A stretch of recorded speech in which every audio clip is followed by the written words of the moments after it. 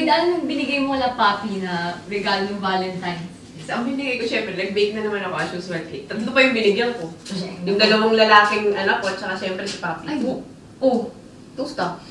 Nakot mo ata. Ang problema mo? Laki ng problema ko. Ano po yun? Walang ka-date? O hindi nakatanggap ng chocolate. Ano to? Malamang. Hindi yun. Ano yun?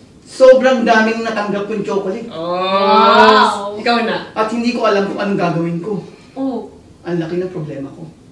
Patay tayo dyan. Pero, tama-tama sa lulutuin ngayong araw na ito. Dahil ang lulutuin natin is Choco Kimakare. Bago yan! Kaya pala may choco dito? Yes. Oo. Aba, di pag may choco kimakare, isegue na lang natin yan sa itanong mo kay Unisa, mamaya abangan po ninyo. Kaya tara na sa kusina. And, Let's start cooking! so, let's start na. Yes.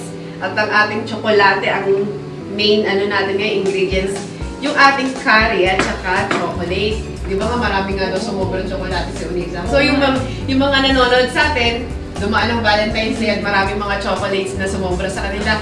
Wag lang yung may mga palaman sa loob kasi meron, di ba, yung mga whiskey, ganyan. Mga ganyan, parang... O plain chocolate, pwede natin siya ilagay sa curry ngayon. So, sabihin na natin mga ingredients sa Femi. Excited ka ba? Oo naman. Para iba naman. Something new talaga sa akin to eh. Yes, yung ating ground pork. Then yung ating eggplant. Dalawang bell pepper, yellow and red. Then yung ating kabocha. Beans. Ating okra. Tamanig. Oo. Pang-garnish ng tamanig at saka bawang. Then yung ating laurel. Laurel. At pangdagdag spice yung ating sili. Okay? So start na natin. Painitin na natin. Before we start, mag-chop muna ako ng bawang. Beans, bawang. Mahilig ba kayo sa curry sa bahay? Or hindi? Tapos kami ni Yoshi. Kayo lang ni Yoshi ang kumakain. Si Renard Conte, mahilig siya, pero yung mas spicy gusto niya, mga ganyan, hima. Pero yung mga Japanese curry, hindi siya.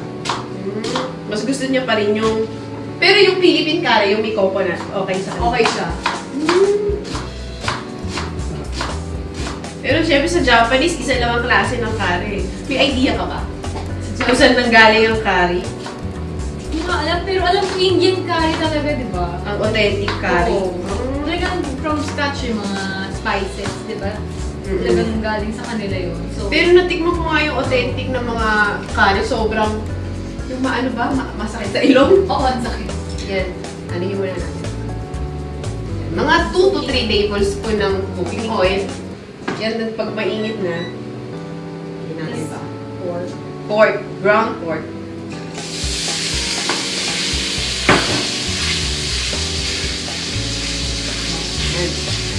So, unahin muna yung meat bago Oo.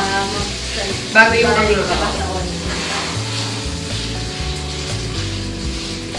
Pero nakatim ka na ng kimakare o first time? Nakatry na rin ako gumawa niya. Ng kimakare? Nag-research talaga ako sa internet. Wow! Kasi, di ba sa Pilipinas, meron yung yung mga shawarma, yung Mr. Kebab. Ah, kebab, oo. Favorite ko yun sa may dati may West Avenue sa Quezon City. O, okay, pakihalo. So, yun, nag-attempt ako. Okay naman. Pero this is something new, kaya mas nakaka-excite siyang gawin. Saka kasi parang nalalasahan ako sa gawa ko. Bakit? Ano ba nilalagay mong ano? Wala yung mga spices din na nakalagay sa internet. So, piprint out ko lang siya. Kasi minsan hindi rin kasi sinusunod yung mga nasa siguro internet. depende rin sa, di ba, website na mga puntahan mo, yung mga vlog. Oo. Hindi rin nila binibigay yung talagang recipe. Oo. Or depende rin siguro sa pagluto ko. Kung ano pa, di ba? Hindi naman kasi ako sobrang talented sa cooking. Pero talagang pilig ang pagluluto. Pag hindi ka mahilig, kahit anong pagpupursige mo kunyari na gusto mong magluto, mahirapan ka. Hindi naman siya Philippine food, di ba? So, mas mahirap yung tansya yung lasa.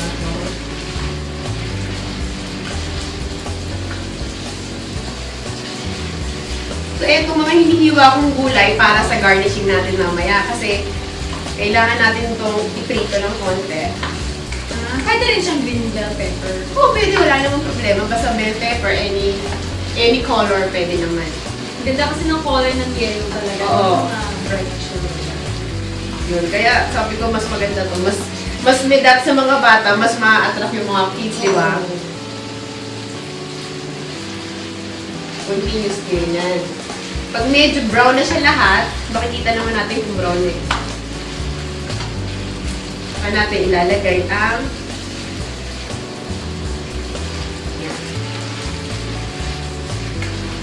ating garlic and onion. Yan, nag-iiba na nga yung amoy niya. Saka yung ating laurel kasi. Yan. Then, Tama rin. yung ating chunk tomato. Yung ating chunk tomato, kailangan din natin lagay yan. So, hindi mo kailangan talagang saute. Mga one can. Yung, garlic tsaka. hindi, kasi pakukulaan natin yan eh. Ah. So, iba yung style ng gawa ko. Bakit? Ano mo ginagawa mo sa Wala lahat, sige lahat. Tapos saka mo ilalagay yung sauce. Tsaka yung, wala akong mga bell pepper. Meron akong eggplant. Ah. Parang dinulog ko yung eggplant. Sa bell pepper nga pala, kailangan tinatanggal natin yung white kasi medyo mapait siya. Pero talagang healthy ang bell pepper. Gusto ko yan eh. Kasi antioxidant siya. O kaya lang may mga kids na ayaw kasi nga yung lasa niya. Anak ko ayaw. So nakakagawa ka naman ng idea para magustuhan nila. Talagang mostly juicy yung ginagawa ko para makakain ng gulay. Siyempre kalabasa lalagyan din natin. Wow. Ating okra. Yung okra nga pala, kasi pag tinanggal natin to lahat ng ganito, magiging ano siya, yung parang lalabas yung Seeds ano niya, niya. yung seeds, tsaka yung lapot. Oo, yung parang Oo. juice niya sa loob. Oo. Kaya ang ginagawa ko, wag lahat tatanggalin. Tsaka pa paano natin malalaman kung bata ang okra? Oo. Pagka, gano'n natin tumulo. Kasi iba, di ba? Pag bata, gano'n. Ganon. Nagka-ano siya, parang crunchy, ganyan. Pero pag matanda na kahit anong balik, Bending na. oo, lambot lang siya. Oo, pero Basta ang mahal ganyan. ng okra dito, no? Yun ang Ang mahal. konti pa. Tapos Oo. pero ano Tsaka siya- hindi seasonal din ng okra. Minsan mura, minsan mahal. Tsaka ano, pag nag-grocery ako, lagi ako kasi nagsisiniga, euro. Tapos ano, laging out of stock. Ah, Lately, napansin ko, itong winter, lagi siyang out of stock. At hindi, lagyan mo ng cooking oil dahil ipiprito natin yung ating yasay. So, ilang, gano'ng karami ko? Mga, yan. Ano yan, mga 2 to 3 tablespoon din. Huwag din yung masyado mo. Kasi yung yung ating eggplant, isisip-sip siya ng cooking Oo. oil. So, ano uunahin natin sa gano'n? Pwede mo siyang lahat ilagay na. Medyo, lagay ko na. Here's the spoon.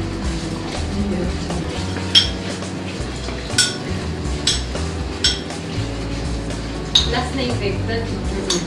So, while we steaming siya, lagyan natin siya ng water.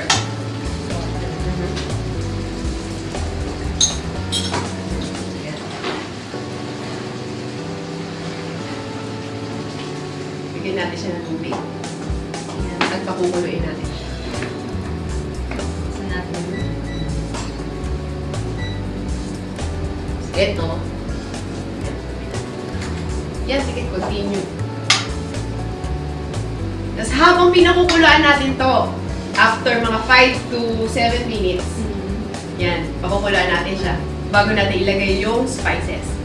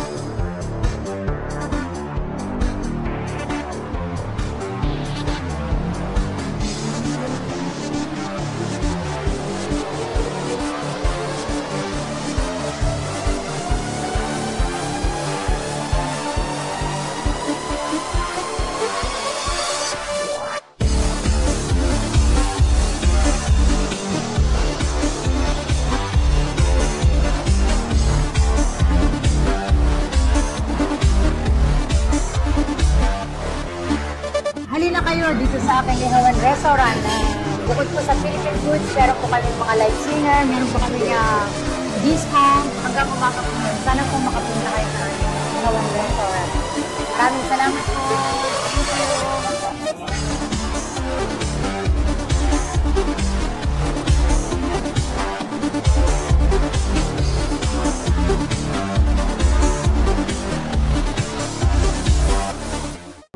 Prito ng mga gulay at kumukulo na rin ito. Ikan, Janay. At kumukulo na rin yung ating pinakuluan ng mga ingredients kanina. So, last natin ilalagay yung ating secret recipe. Siyempre, yung ating kimakara na nabibili sa mga supermarket. SMB, kahit anong klase, maraming mga shuroy, maraming mga variation na pwede natin ilagay. So, ilalagay natin siya. Ulo na may iba na kagad ng amoy. Wow! Aroma niya.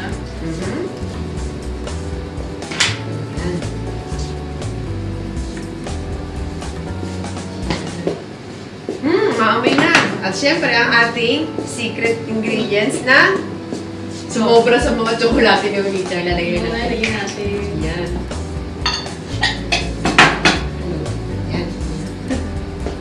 So, kung hindi siya lahat, hindi siya buong bar, or kalahati na. O, tatansyahin mo, pag mas marami siya, mas marami ka ilalagay. Pero yung amount nito, tama-tama lang mga 3/4 ng isang bar chocolate. Baka maging OA yun. Baka sumobra tamis, maging parang champurado naman. Champurado klima. Bago Ayan. rin yun. Tapos, parang mas gusto natin, although yung consistency ng thickness niya okay na, kung gusto pa natin mas thick, pwede tayong maglagay ng cornstarch, kakanaw natin sa tubig. Kasi di ba yung mga... Malamig na tubig o... Malamig, kasi pag mainit siya, magdidikit-dikit na siya. Tsaka di ba usually kasi sa Japan curry, pag nilagay mo yung kona nila or yung bar, automatic nagtitikan na siya. Kasi ano siya pa, instant na eh. Oo. Eto, hindi pa kaya lalagyan Kasi natin. talaga siya. So, tatansyahin din natin kung gaano karami. Pero kung ganitong mga 800 ml yung lulutuin natin, siguro mga 1 teaspoon ng cornstarch pwede.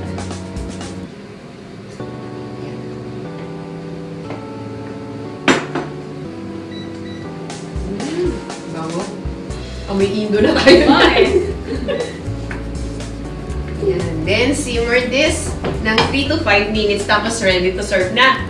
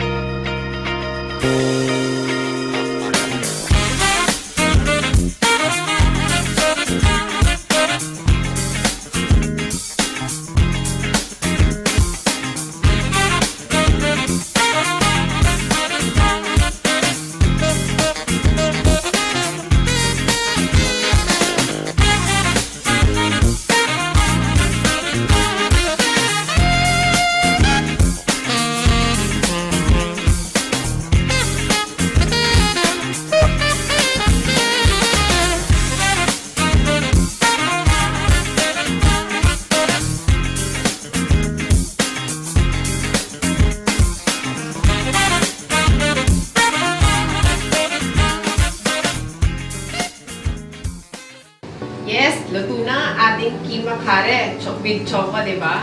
So, pwede na natin siyang i-serve. Tingnan natin. Grabe yung amoy. Pero hindi siya amoy chocolate, di ba? Wala. Parang wala lang. Yes. Pero I'm sure may difference siya. No? O, malalasahan talaga yung chocolate. May hint siya ng chocolate. Hindi siya pure chocolate na.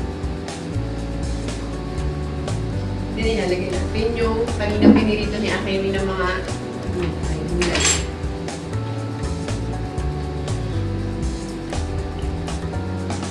Okra. Ating piman. Then yung Hindi natin yung red. tapos yung red. Dito talaga yun.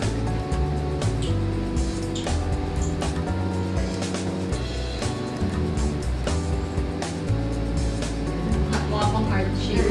Tapos kayo nang bahala kung ano pang gusto nyong ilagay na mga gulay. Pwede rin siya yung baby corn, yung gusto nyo, yung mga aspara, iba-iba mga mushroom, pwede rin natin siya lagyan. So, ito na yung ating finished product. At titikman na natin mamaya.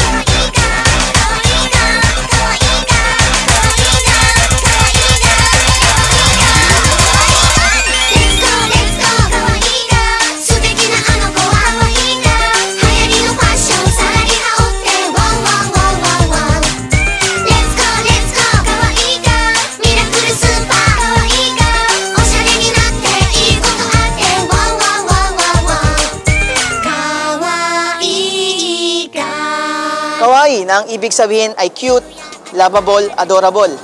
Imahe ng ka-inosentehan lalo na pagdating sa popular na kultura ng mga Hapon.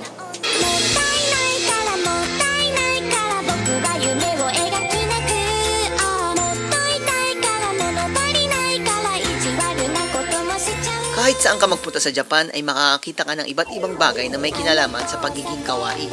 Simula sa damit, ayos ng buhok, make-up, bag, sapatos, pagkain, ngipin, manicure, pedicure, keychain, ballpen, kotse, aeroplano at iba pang mga bagay na may kinalaman sa pagpapakyut.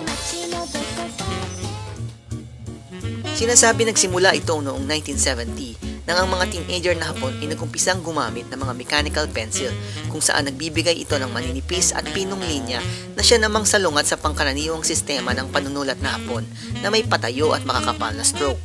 Natutong maglagay ng mga heart symbols, stars at smileys ang mga teenager noon kapag sila ay nagsusulat.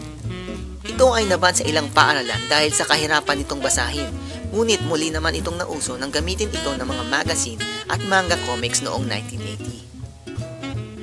Nasundan pa ito ng sumikat ang mga produkto ng Sanrio na Hello Kitty. Nakasabay naman na pag-angat ng sinasabing kauna-unahang kawaii idol na si Matsuda Seiko.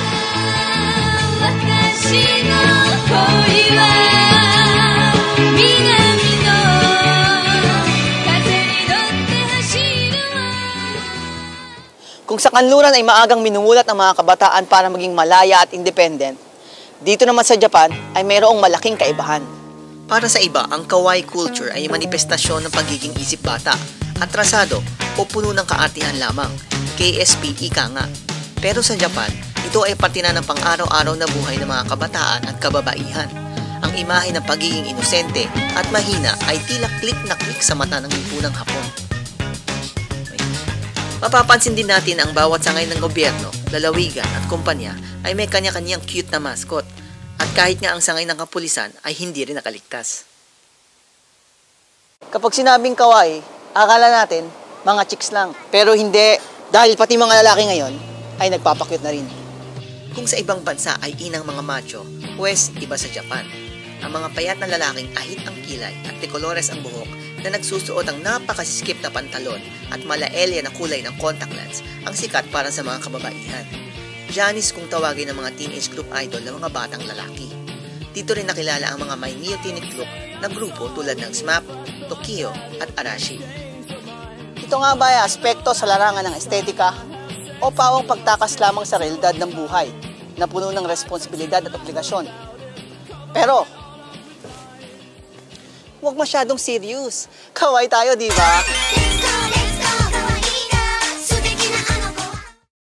Naku, hindi ko na pagpipigilan yung pagkain ko nito. Nalahati na nga eh. Ano nga ulit tawag dito? Yan ang ating Choco Kimakare. Naku, mga maraming nanonood sa atin. Malamang marami pa silang chocolate sa kanilang bahay. Oh, may solusyon na sila para mabawasan ng konti. At sa mga ano nga pala sa mga nag-like sa ating Facebook, at yung mga marami nag-message, nag-request sila kay Lloyd yung mga recipe. Sa mga susunod nating episode, ipapalabas ko na. Maraming salamat sa pag-message talaga. At syempre, yung mga nagtatanong din at nagme-message sa atin sa Facebook, yung mga itanong kayo nisang, kung mayroon po kayong request na kung ano yung gusto nyo i-feature namin, sabihin nyo lang po sa amin, i-message nyo po kami. At sama-sama nating sagutin. Yes! So, ayan. Para maubos na natin to. Para maubos na! Muli po muna kami magpapaalam at magpapalik dito lamang sa Koksai Kitchen!